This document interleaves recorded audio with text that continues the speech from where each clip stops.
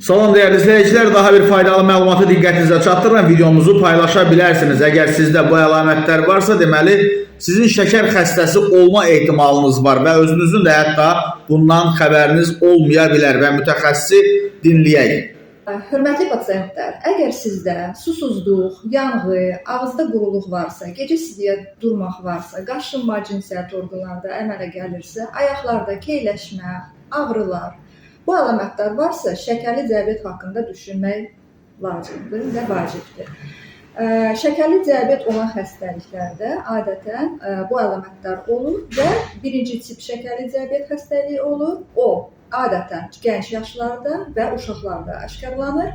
Orada insulin ifrazı olunur və ilk gündən insulin terapiya xəstələr alır.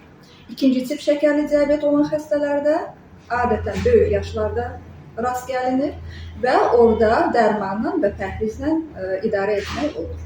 Bildiyimiz kimi şəkərli diabet xroniki bir damar problemidir. Damar da bildiyimiz kimi göz dibindən tutmuş dırnağın ucuna qədər var.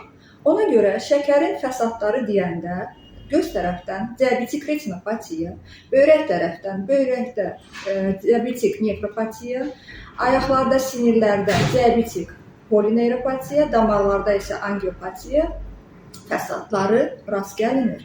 Bu olmasın deyə şəkəri normada saxlamaq, həyat tərzimizi dəyişmək, vaxtında şəkəri ölçmək, həkimlə əlaqədə saxlamaq və lazım olsa həkim tərəfdən dərman və insulin terapiya təyin olunmalıdır.